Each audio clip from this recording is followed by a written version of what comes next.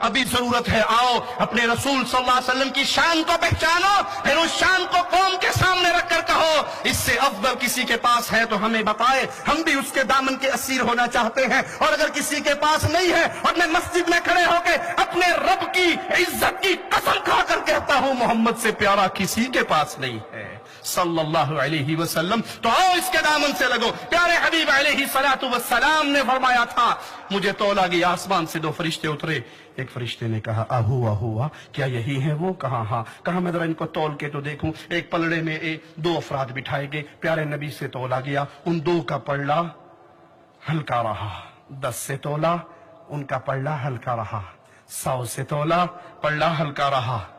دوسرے فرشتے نے کہا کس کو تولتا ہے؟ کتنوں سے تولتا ہے؟ تولتا ہے آمنہ کے لال کو، تولتا ہے فاطمہ کے بابا کو، تولتا ہے عائشہ کے شوہر کو، مقابلہ 2 10 100 سے کرتا ہے۔ ارے سن، ایک پلڑے میں پوری کائنات کو بٹھا کر ایک پلڑے میں امام کائنات محمد کو بٹھائے گا، محمد کا پلڑا بھاری رہے گا صلی اللہ علیہ وسلم۔ ایک چھوٹا سا سوال کرنے کی اجازت دینا۔ ایک پلڑے میں پوری انسانیت آگئی، پورے جنات آگئے، ایک پلڑے میں انسانیت کے امام رحمت للعالمین آگئے، پوری انسانیت پہ میرے رسول کا پلڑا بھاری رہا۔ اس انسانیت کے ٹوکرے میں 4 امام، 12 امام، 18 امام، سارے حضرت، سارے شیخ، سارے مرشد، سارے بزرگ، ساری کرنی بھرنی دھرنی والے بابے آئے یا نہیں؟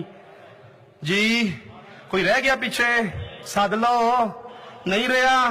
ساری کائنات ایک پلڑے میں، پوری کائنات ایک پلڑے میں، انبیاء، اولیاء، اتقیاء کے سردار محمد کریم دوسرے پلڑے میں، پوری کائنات مل کے محمد کے برابر نہیں ہو سکتی۔ تو سنو، کائنات میں کسی انسان کا قول محمد کی حدیث کے مقابلے میں بھی آ سکتا؟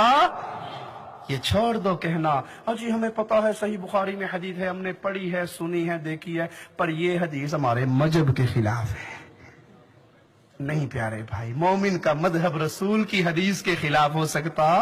کائنات کو چھوڑا جا سکتا، آقا محمد کریم فداہ ابی و امی صلی اللہ علیہ وسلم کو نہیں چھوڑا جا سکتا۔ آئیے، یہ شان والے رسول تمہیں ملے ہیں، اس کے بعد پھر ضرورت ہے کسی اور کی طرف جھانکنے کی؟ پھر ضرورت ہے کسی اور کی طرف دیکھنے کی؟ جس رسول نے اپنی شان کے بارے میں خود کہا تھا لو کان موسیٰ حیًّا، اگر آج موسیٰ کلیم اللہ زندہ ہوتے ان کو بھی جنت ملتی تو محمد کے پیچھے چل کے ملتی۔